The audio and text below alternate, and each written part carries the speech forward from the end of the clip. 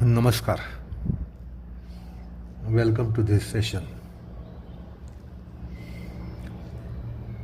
We were considering the Ajneya Chakra and extremely mysterious aspect in the universe, which is the pronoun I. The worldly man, therefore, flees away from this inquiry because it is extremely complicated. And one can be through the life without slightest clue to the subjective entity.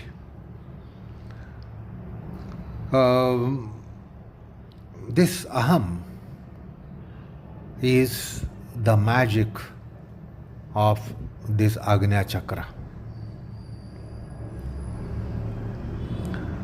And this Aham, the enigma must be overcome. It must be some disillusionment that must be had, which is with regards to pronoun I. This pronoun I solves all the problems of the world,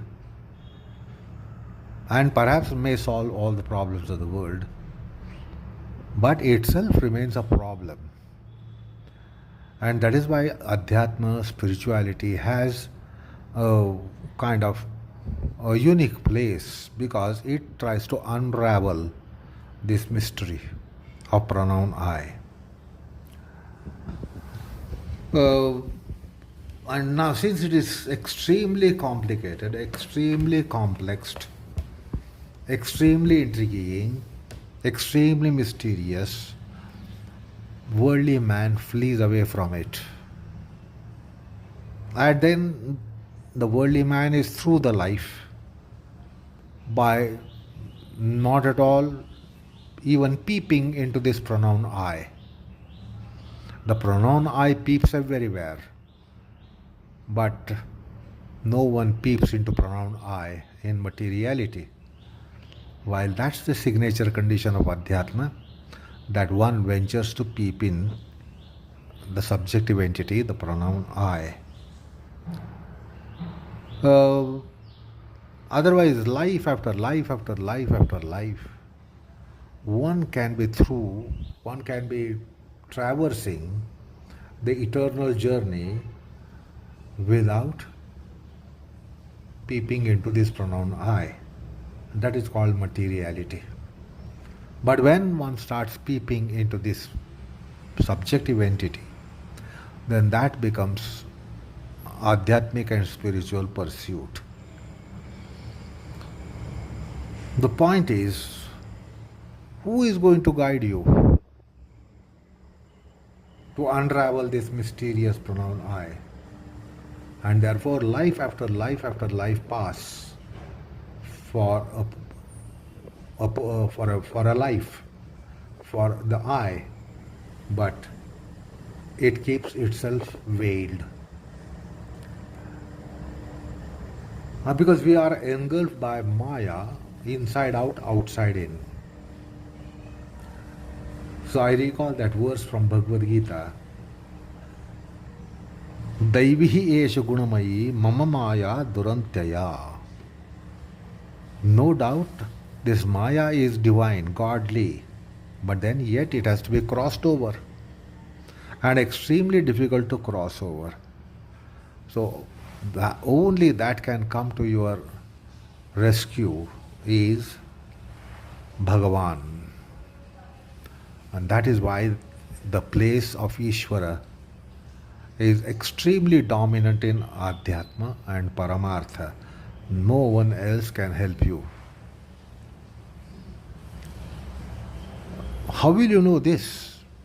Pronoun I. How will you know the Atma? Otherwise, that is another way of putting across the idea of spiritual life is self-inquiry.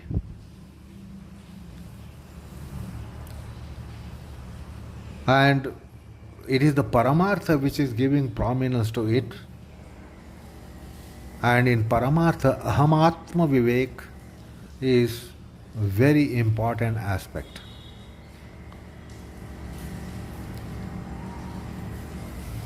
The confusion between Aham and Atma is so intense and so complex, and almost you cannot really distinguish. It becomes one and the same.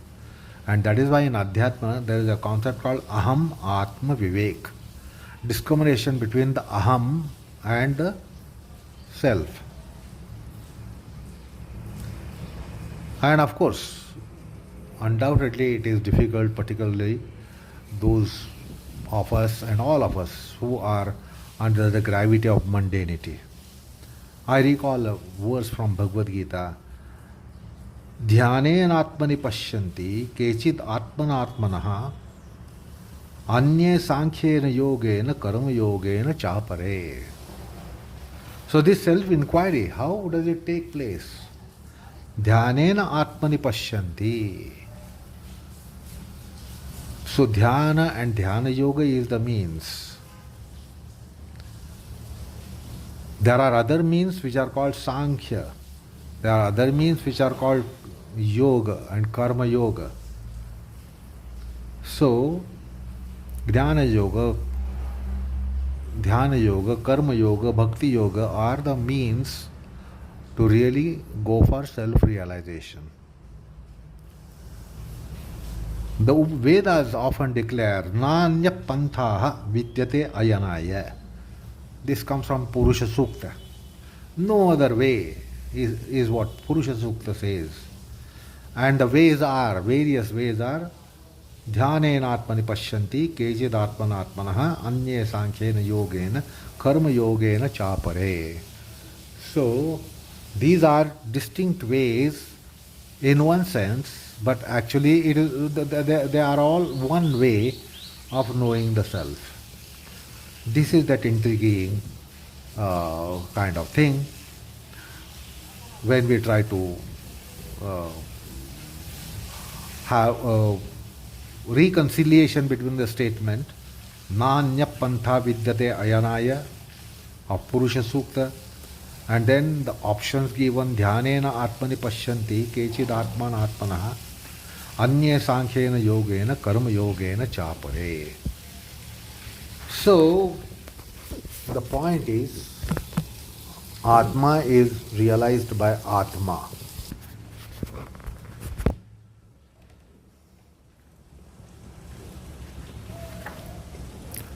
Now, the philosophy behind religious consciousness tells us that unless the Chitta is Shuddha, pure, when it is pure, it becomes transparent. Then it becomes like Gangodak in Gangotri. When it becomes transparent, which Patanjali also tells us in Samabhati topic, one will not be able to have self-vision, self-realization. So, Chitta Shuddhi has no option. The only way is Chitta Shuddhi. And the Chitta Shuddhi is discouraged, disfacilitated by Prapancha Pragbhara. When one is under the gravity of worldliness, mundanity, then the Chitta Shuddhi is not possible. When the Chitta has havoc played by kleshas, there is no chance of it. Self-realization, there is no chance. Self-vision, there is no chance. When there is havoc of kleshas in the Chitta. So how will one make an inquiry about oneself, about the Aham, about the I, pronoun I? How is the inquiry going to take place? Like you cannot be taking your reflection, or you cannot get any reflection in a water which is turbulently flowing, or the water is muddy. or water is turbulent. Even if it is pure water, if it is turbulent, you will not be able to get reflection.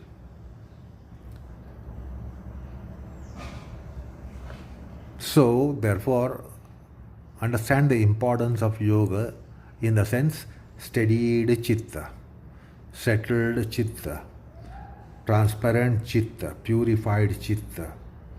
Without that, there is no way that one will really know the subjective entity, the pronoun I. So the chitta must be in a blessed state called prasadik sthiti, prasadik avastha.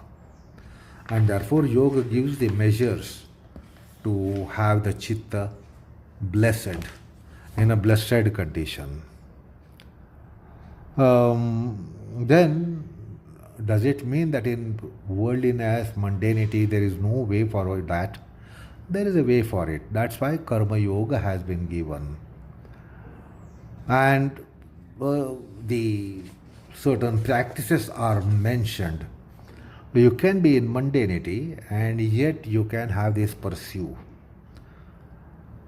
And that is the glory of satsanga, sadhana sanga, shastra sanga, satvik, Aahaara Vihaara, Aachara Vichaara.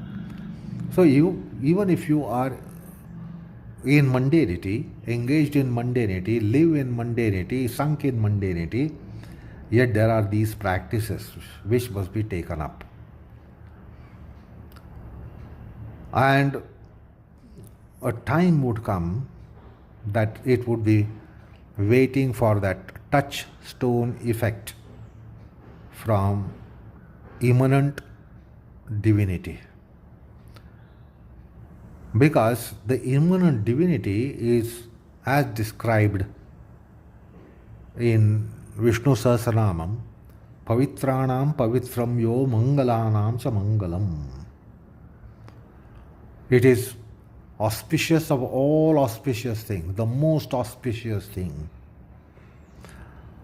It is pure and pious of all pure and pious things, the most pure, most pious, most auspicious is that divinity. So by the touchstone effect of it, which is very, very much immanent in us, then the self-realization is possible. And therefore we have to practice certain spiritual values which are yajna, dana, tapas. And the tradition has told us about satsanga, santa sanga, sadhu sanga, sattva sanga, satya sanga, sadhana sanga, shastra sanga.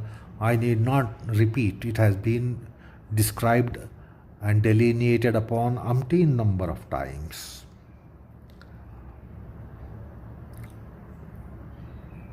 The saints particularly, satsanga, is a complete measure that we can take at our stage in life. The Gnaneshwars, the Tukarams, the Namdevs, the Eknaths, the Ramdases, the saints of all times and our times. So also the Adhyatma tells us about what is yogi, what is gnani. Bhagavad Gita describes a yogi. Bhagavad Gita characterizes a gnani. Bhagavad Gita characterizes sthita prajna. Bhagavad Gita characterizes gunatita. So we have been provided all these things. We have to take recourse to those things. And that will be really something like touchstone effect to our mind stuff and consciousness. And if that has to take place, it is by tuning and fine-tuning and properly setting Ajneya Chakra. So we can understand the importance of Ajneya Chakra in spiritual evolvement and Adhyatmic evolvement. Then in that case, see how the subjective entity is seen expressing There are certain quotations which come in our shastras and in our literature of saints. I recall few of them. Hey Vishwachi Maze Ghara. Someone like Dhaneshwar exclaimed it, that this universe within me, the microcosm, is my indwelling place. Vasudevam idam sarvam, Bhagavad Gita. Vishnumayam idam jagata. Similarly, the Vedic literature.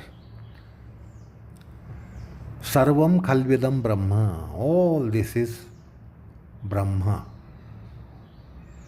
Or someone like Sri Ramdas Swami, not too far back, about 400 years back,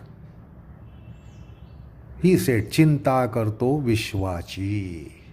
We all bother about our needs, petty needs, personal life, personal space.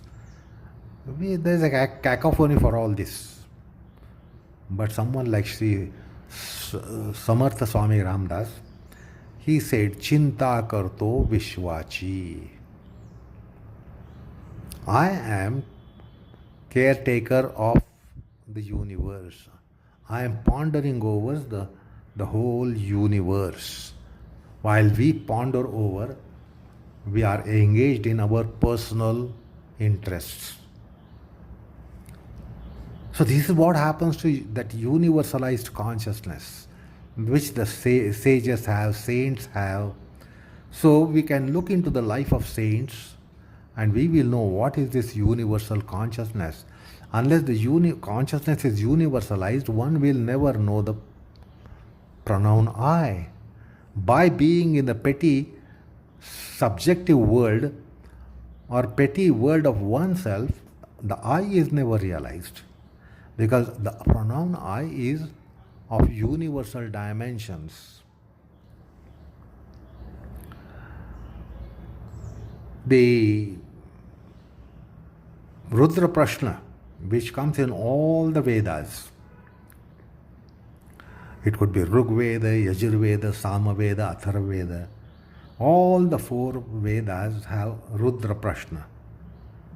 And there we hear the ecstatic seer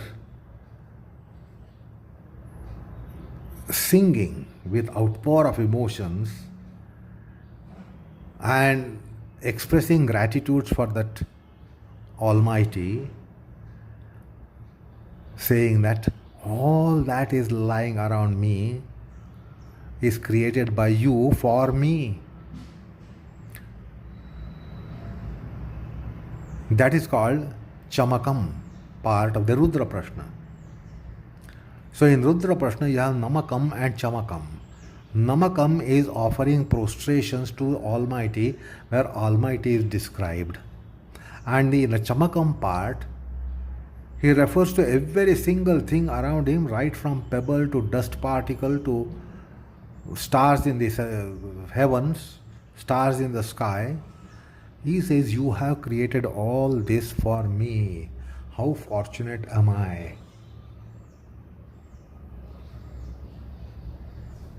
So the Namakam, Chamakam beautifully describes even the stones and pebbles and dust, mountains and rivers and Graha Nakshatra, Tara. He ecstatically praises divinity with the sense of gratitude. How much have you done for me? And that's a wonderful passage to even just listen to. And then when you try to understand it, then you will understand the universalized mind, how it is. For our petty mind, something is ours, something is not ours, something is for me, something is not for me. This is for me, this is not for me. We have this famous expression, that is not my cup of tea. In universal consciousness, or at the level of universal consciousness, the whole universe is embraced by this realized self, realized soul, saying that all this is for me, divinity, how grateful I should be to you. That is what the Chamakam part says in Rudra Prashna. So there you will understand how that Aham of noble people is as against the Aham of we people. We are indeed worms because of lack of realization, lack of exploration. Anyway, this Ajneya Chakra is tuned by, listen to the list that is going to follow. Satsanga, Sattva Sangha, Sadhu Sangha, Santa Sangha, Sattva Sangha, Dharma Sangha, Shariratraya Sadhana Sangha, Yoga Sangha, Shastra Sangha, Brahma Vidya Sangha, Yoga Shastra Sangha, Adhyatma Shastra Sangha, Moksha Shastra Sangha, Santagatha Sangha, Divya Desha Sevanam, Satvik Ahar, Satvik Aachar, Satvik Vihaar, Satvik Vichar, Bhagvat Kainkarya Vritti, Ishavasya Vritti. This is what the Paramarthik sadhana, Paramartha develops, and that's how one is qualified to have the essential understanding and even vision of the pronoun I. The chitta would be purified by all these processes which I have often listed. And that is the sadhana to set right the aham, overcome any indentation on aham, culture and process the aham for it to be really essential aham. Otherwise it is disfigured aham with with the dents on all sides. So that's the Ajneya Chakra sadhana, where the aham is set right.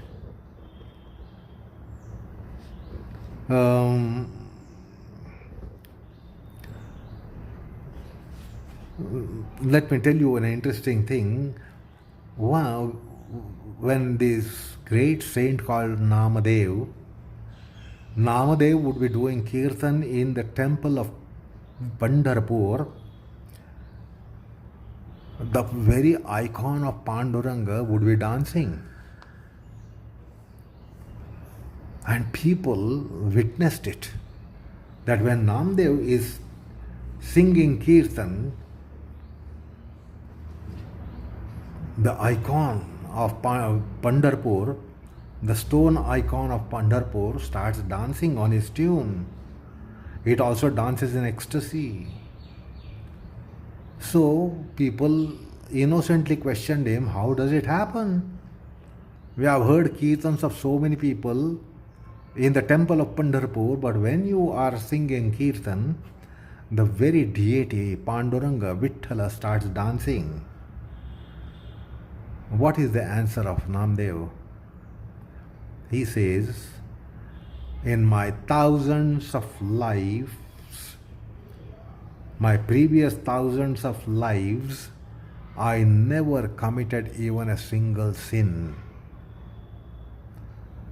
And it is therefore that he dances on my tune. So that's the Punya Sanchaya. What virtue does, what dharma does. So that's how the chitta is purified, by not even committing one sin.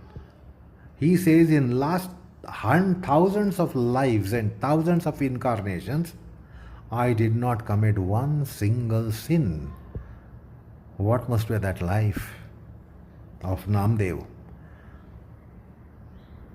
Anyway, the point is, it needs this purified chitta, and this sadhana which I have been telling you and listed just a while ago, that will set right the Ajneya Chakra, that is called Trinetra Sthana, the third eye location.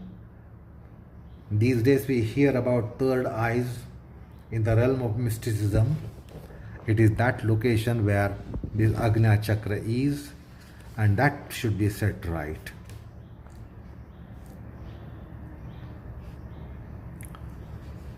So that is all that